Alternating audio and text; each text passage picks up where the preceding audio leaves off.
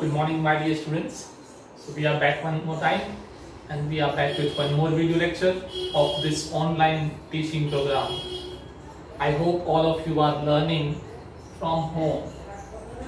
With the way we are making the videos, we all teachers are working hard for your education, your betterment. I am sure you must be referring all the videos very properly. Okay, because it's one of your important year now. You are out of those basic 8 years. Now you are going forward for your board years next year. So it's one of the important year. So I hope all of you are doing your studies well. Right? Dear students, in this video lecture, we will be continuing from the previous video lecture. आपको याद होगा पिछले video lecture में we have started a new chapter. That is chapter number 12, Heron's formula. एक ही formula था उस chapter के अंदर जो आप देख सकते हैं बोर्ड पे लिखा हुआ है, area of triangle. I hope you remember under root S, S minus A, S minus B, S minus C, जहां एस था A plus B plus C by 2. A B C क्या थे? ट्राइंगल की तीनों sides. So I hope you remember this formula. Okay, now if you remember, in the previous video lecture we have done 3 sums of exercise 12.1. 2 मैंने करवाए थे यहाँ पे और एक जो है वो आपको होमवर्क में दिया था. I am sure you are doing your homework, है ना? सो 3 सम्स हो चुके थे, 3 और बाकी थे इसी एक्सरसाइज के, जो हमने कहा था पिछले वीडियो लेक्चर में कि हम इस वाले वीडियो लेक्चर में देंगे. तो आइए शुरुआत करते हैं. Again going from the simplest one, जो पीछे 3 किए सिंपलेस्ट वन, उसमें एक और है वैसा ही सिंपल सा, लेकिन क्वेश्चन थोड़ा सा अलग तरीके से दिया है. बाकी क्वेश्चन बिल्कुल वैसे ही. तो पहले वो करते हैं और उसके बाद 2 सम्स हैं, उनमें थोड़ी सी स्पेशल चीजें हैं, थोड़े स्पेशल हैं. इस एक्सरसाइज के 2 सम स्पेशल हैं. वो कौन से I will tell you, but before that वो जो एक बाकी है नॉर्मल वाला, उस पर आगे बढ़ते हैं. So I am starting with question number 1 of this exercise. I am reading the question number 1 of this exercise. It says a traffic signal board indicating school ahead.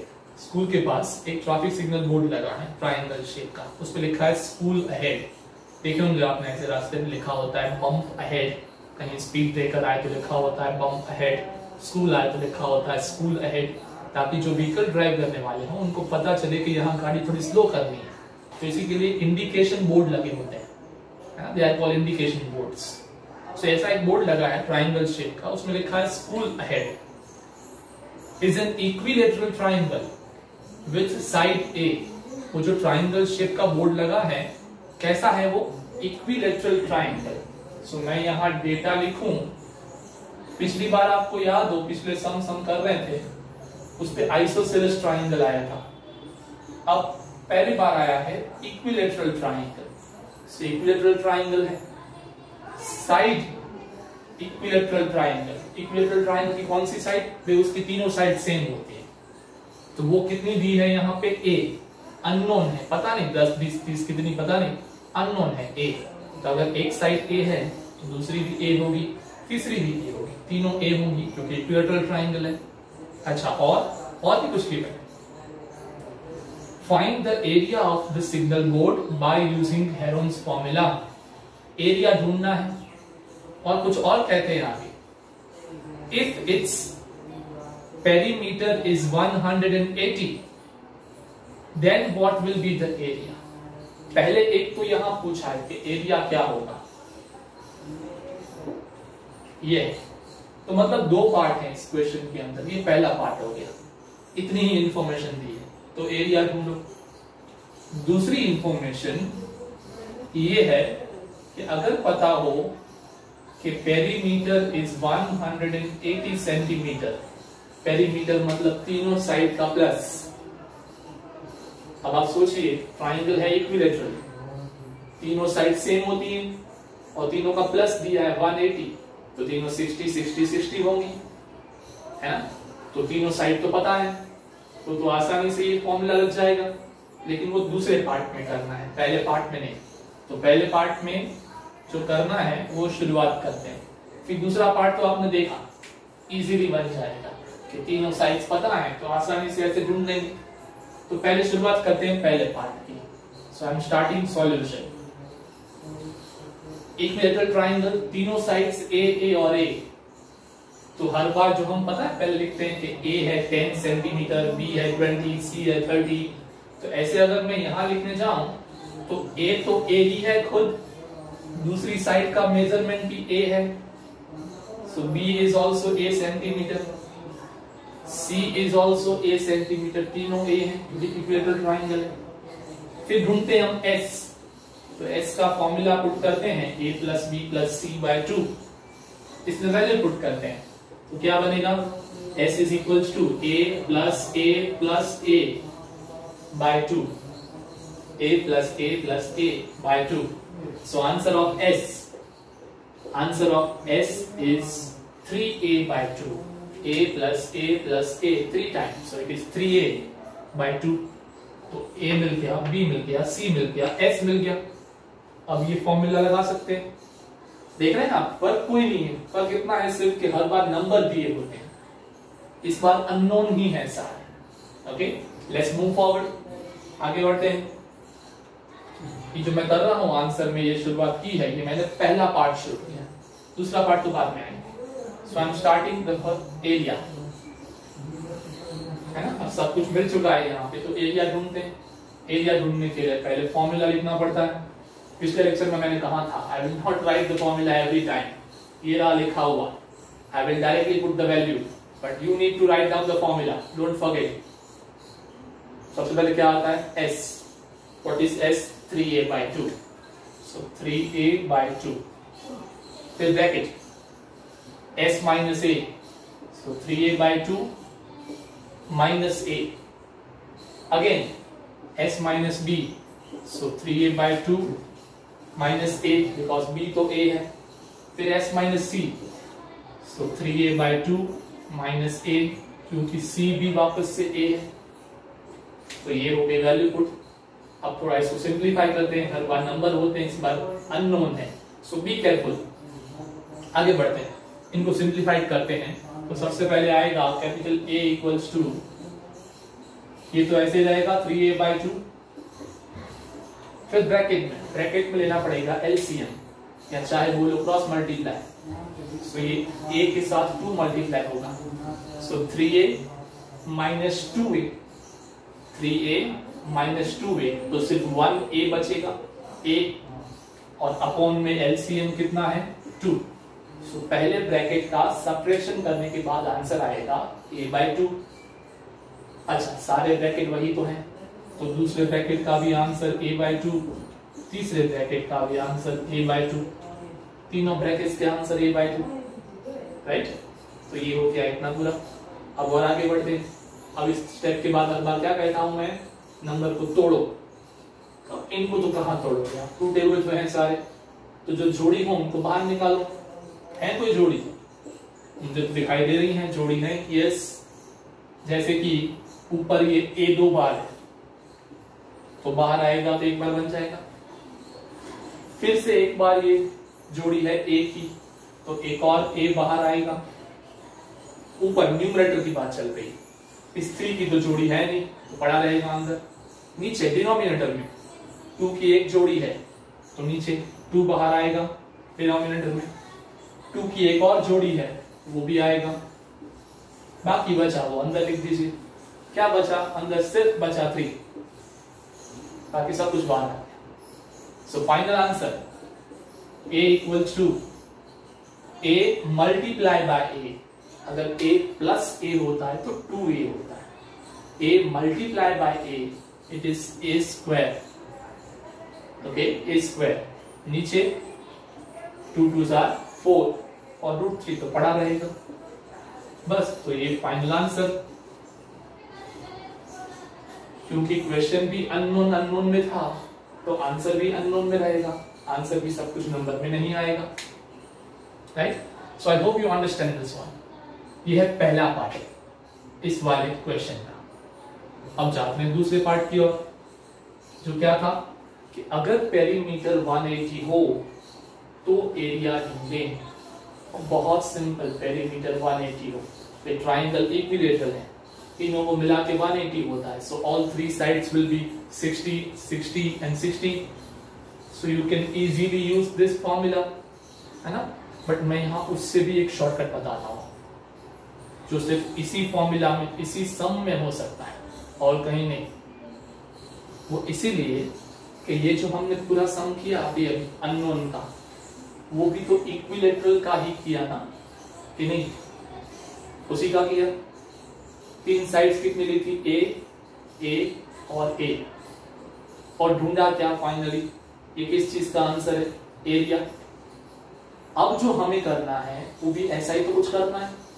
तीन साइड्स ए जो हमने ली थी वो अब लेनी है 60, 60 और 60, और ढूंढना है एरिया। तो फिर सब कुछ किया हुआ है, एरिया ढूंढा हुआ है, तो सीधा उस एरिया के आंसर में स्मॉल ए जो है उसकी जगह 60 पुट कर दो, सीधा आंसर आ गया एक ही लाइन में। ये क्यों हो पाया, क्योंकि हमने ऑलरेडी ये प्रोसेस कर रखी है। अगर ये प्रोसेस ना की होती तो क्या करना पड़ता, वो नॉर्मल सम करना पड़ता, जैसे हमने पिछले वीडियो लेक्चर में किए हैं। बट यहाँ है फैसिलिटी तो शॉर्टकट करते हैं। फिर भी आपको वो वाली मेथड करनी हो, it is perfectly fine, perfectly allowed, no problem. Okay, तो अब मैं लिखता हूं इसको। So I am starting second part.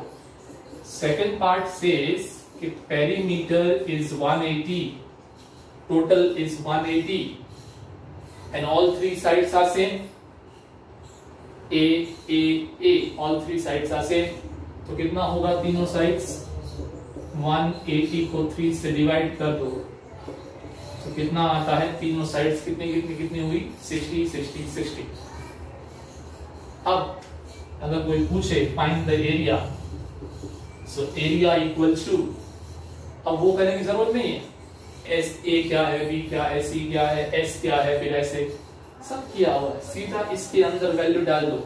So area equals to a square, तो ए कितना है अपना यहाँ पे 60, so 60 square upon 4 will remain 4, √3 will remain √3, 60 square by 4 into √3। इसको सॉल्व करो। 60 का स्क्वायर, बहुत सारे लोग बोलते हैं सर 120, 60 का square doesn't mean 60 multiply by 2, ना, it means 60 multiply by 60। Okay, so it is 3600, so 3600 divided by 4, so answer here it will be 3600 by 4 is 900, so 900 √3, √3 तो पढ़ा रहेगा बेचारा, कोई अंदर जोड़ी आईडी के बाहर आता है, so 900 √3 is your final answer of this question. So both parts of this question are done, है ना। तो यहाँ ये क्वेश्चन नंबर 1 पूरा होता है। अब दो और सम्स बाकी हैं इसी एक्सरसाइज के, वो कौन से, एक है क्वेश्चन नंबर 2 और दूसरा है क्वेश्चन नंबर 5। तो आइए अब इनको लेते हैं one by one, question number 2 और क्वेश्चन नंबर 5 को। सबसे पहले हम बात करेंगे क्वेश्चन नंबर 5 की। Question number 5 says sides of a triangle are in the ratio 12:17:25. Sides of the triangle are in the ratio 12:17:25 and their perimeter मतलब तीनों साइड का plus is 540. Perimeter is 540. Then find the area. This is the question. Now here I want to tell you one thing. Most of the students, 80% of the students make mistake in this question. Do you know what is this mistake? What they do is they take A equals to 12, B equals to 17 and C equals to 25. वो लेते हैं A 12, B 17, C 25. It is totally wrong. Why it is wrong? दो reason है. Reason number 1, कहीं लिखा नहीं है कि साइड्स 12, 17, 25, साइड्स का रेशियो 12, 17, 25। सो पहले तो ये मिस्टेक के क्वेश्चन ध्यान से पढ़ा नहीं। सेकेंड मिस्टेक इज, मान लो यही होता चलो कि A 12, B 17, C 25, तो आगे भी तो क्वेश्चन पढ़ो। क्या लिखा है? Perimeter is 540। What is perimeter? Addition of all three sides. Now if addition of all three sides is 540 और आप बोलते हो तीन साइड है ये, तो क्या इनका प्लस मिला के 540 होता है? Answer is no. So here it is clear indication कि ये A, B और C नहीं है। हाँ, इनकी ही हेल्प से A, B और C मिलेंगे, but they are not A, B, C। Okay, so remember this one. अब कैसे सॉल्व करना है? Let's see this sum. I am starting the solution. जब भी ऐसा रेशियो वाला सम हो, एक सम मिलेगा आपको होमवर्क में आज, तब आपको करना ये है कि लेट A इक्वल्स टू पहली साइड 12 नहीं 12x, मतलब 12 मल्टीप्लाई बाय x, मतलब 12 का कोई मल्टीपल। रेशियो का मतलब यही होता है। When I say that I have and you have money in the pocket, the ratio of money in my pocket and your pocket is 4:3. If I say that, then it doesn't mean I have only 4 rupees and you have only 3 rupees. It is also possible I have 40 rupees and you have 30 rupees. Then also ratio is 4/3. It is also possible that I have 400 rupees and you have 300 rupees.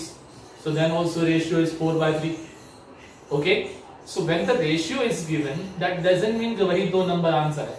उनके कोई multiple होते हैं, जैसे 4 का 40 या 400, 3 का 30 या 300, something like that. सो इसीलिए जब रेशियो दिया हो तो 12 का कोई मल्टीपल है, दैट इज 12x। इसी तरीके से आपको लेना है B। B है 17x and C is 25x। तो ऐसे लेने हैं तीन साइड। हालांकि इस x को निकालना पड़ेगा, x के साथ सम नहीं हो पाएगा, लेकिन स्टार्टिंग तो ऐसे करनी, बाद में वो x निकलेगा तभी तो पता चलेगा कि 12, 17, 25 कितने बन जाते हैं और बड़े होके, है ना। तो अब आगे बढ़ते हैं। अब इस डेटा का तो उपयोग हो गया। अब ये है पेरीमीटर 540। पेरीमीटर गिवन है 540। पेरीमीटर कितना है? 540। What is the meaning of the word perimeter? Sum of all three sides. तो मैं तीनों साइड को प्लस करता हूं। 12x plus 17x plus 15x is equals to 540। तीनों साइड्स को प्लस कर लिया। अब अगर इनको ऐड करेंगे इन तीनों को, तो 12 plus 17 is 29 and 29 plus 25, 29 plus 25 it is 54। तो ये आएगा 54x इक्वल्स टू 540। ओके, अब 54 को यहां लेके जाओ इस साइड, तो ये बनेगा, क्योंकि 54 यहां मल्टीप्लिकेशन में है, वहां जाएगा तो डिवाइड में आ जाएगा, तो ये आएगा 540 divided by 54। So answer of x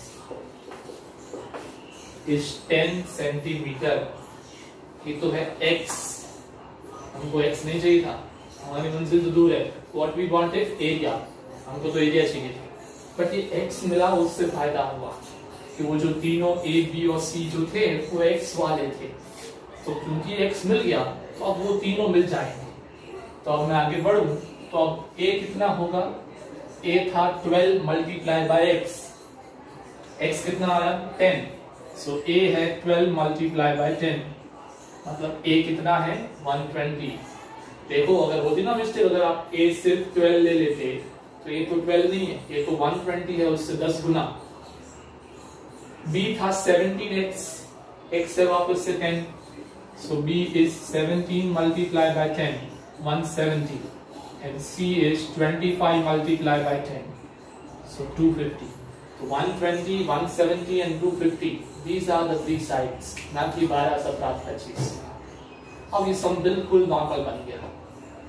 4 से 5 बार एक्सप्लेन किया है, अब एक्सप्लेन नहीं करूंगा, I will go for it directly. कि you have A, you have B, you have C, अगर A B C हो, एरिया ढूंढना हो तो कैसे आगे बढ़ना चाहिए? सबसे पहले ढूंढना चाहिए S. What is the formula of S? A plus B plus C by 2. This is the formula for S. Put the values. S equals to A कितना है? 120 plus 170 plus 250 by 2. So आगे बढ़े, इनको ऐड करोगे, it will be 540. Total is 540 by 2. 540 by 2 is 270. So S is 270. आगे बढ़ते हैं. I have explained you this process 4 to 5 times now. Area equals to under root. First of all, you must write this formula. Without writing formula, don't put the value. Okay. First of all, it is S. So what is S? 270. तो सबसे पहले कुछ हुआ 270. Then it is S minus A. So 270 minus 120. Then 270 minus 170. And then 270 minus 250. So I have substituted all the values. Now let's go for calculations. So area equals to under root 270 multiplied by, इन दोनों को subtract करेंगे तो 150. This is 100 and this is only 20. ये आ गए number. यहाँ वही instruction जो हर बार देता आ रहा हूँ, डोंट मल्टीप्लाई, छोटे बनाए नंबर्स को. और सो दिस विल बी, अगर मैं लिखूं इसको जोड़ी बनाने स्टार्ट करूं तो 270, I can write 270 in this way. 30 multiplied by 9 is 270. Okay. 150 is 30 multiplied by 5. 100, it is 20 multiplied by 5. 20 multiplied by 5. And 20, उसको तो मैं तोड़ सकता हूँ, 2 multiplied by 10, 4 multiplied by 5, but I am not breaking it. चलो 20 को 20 रहने देता हूँ. क्यों ऐसा? क्योंकि आखिरकार ब्रेक करके करना क्या है, जोड़ी तो बनानी है. तो एक और 20 पड़ा है, इसको 20 ही रहने दोगे तो 20 की जोड़ी बन के अपने आप बाहर निकल जाएगा. थोड़ी सी ये स्मार्टनेस भी यूज करनी चाहिए, है ना. अब आगे बढ़ते हैं. कौन बाहर आ सकता है? 30 has a pair, so 30 can come outside.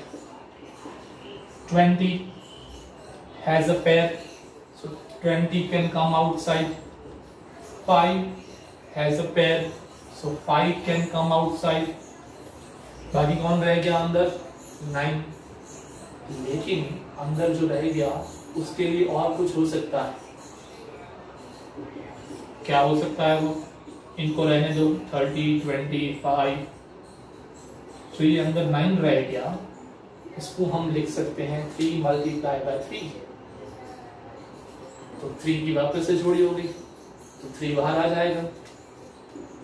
So A is 30 multiplied by 20 multiplied by 5 multiplied by 3. तो रूट के अंदर कौन रह गया? No one. तो लिखना नहीं, ऐसे खाली रूट लिख दिया. No need to write. So all are outside. So root will not come. Now final answer.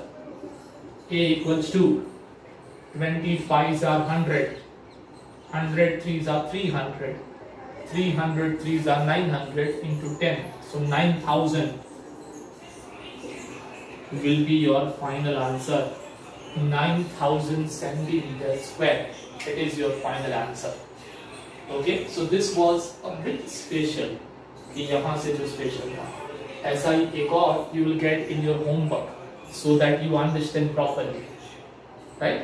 तो थोड़ा ध्यान रखें. This you will get in your homework.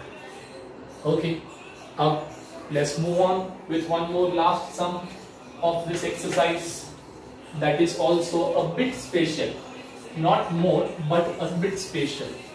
So let's go for that question number next one. and that is question number, I think, 2. Yes, it is question number 2. So I am reading the question. Question number 2. Question number 2 says,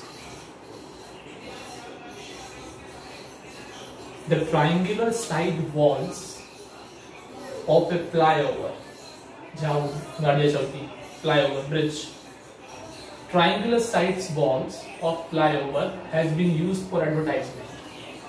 जो flyover है उसकी कुछ triangle sides दीवारें हैं, इस पे advertisement लगे। बड़े बड़े शहरों में आप देखते होंगे ऐसे फ्लाईओवर और दीवारों पे एडवर्टाइजमेंट लगे होते हैं।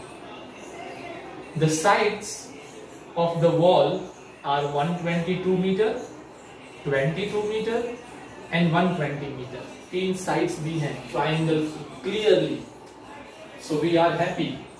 A is 122 meter, B is 22 meter and C is 120 meter. Clearly 3 sides are given. Fifth, the advertisement yields मतलब कमाती है, and earning यानी कमाना, yields मतलब मिलना, उसको अर्निंग मिलती है इससे, एडवर्टाइजमेंट से, कितनी? 5,000 per meter square per year. Earning 5,000 per meter square per year। मतलब 1 मीटर स्क्वायर जगह जानते हैं आप? 1 मीटर स्क्वायर, जब भी मीटर स्क्वायर आए ना, मीटर स्क्वायर एक चौरस बक्सा होता है, इसकी लेंथ भी 1 मीटर और ब्रेथ भी 1 मीटर, ऐसा चौरस बक्सा। तो उतनी जगह में आपको एडवर्टाइज करना हो 1 साल तक, 365 दिन में, तो लगते हैं 5,000 रुपए उस दीवारों के ऊपर जो फ्लाईओवर का है। A company hire one of its walls for 3 months. A company उस दीवार को कितने महीने के लिए रेंट पे लेती है? 3 मंथ के लिए। कौन सी दीवार? जिसकी 3 साइड्स ये ट्रायंगल शेप की दीवार है, जिसकी 3 साइड्स ये हैं, वो दीवार कोई एक कंपनी, मान लीजिए रिलायंस और वोडाफोन, 3 महीने के लिए हायर करती है, 12 महीने के लिए नहीं। How much rent did it पे? तो कितना पैसा उसको भरना पड़ेगा? So rent for 3 months,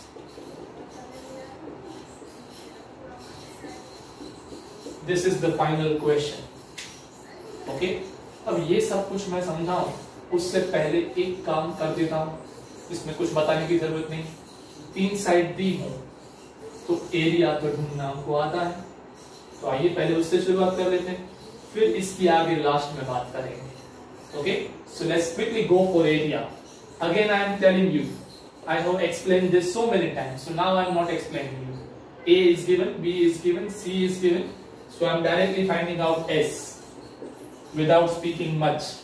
S is A plus B plus C by 2, so S is 122 plus 22 plus 120 by 2, so S is equals to 264 by 2.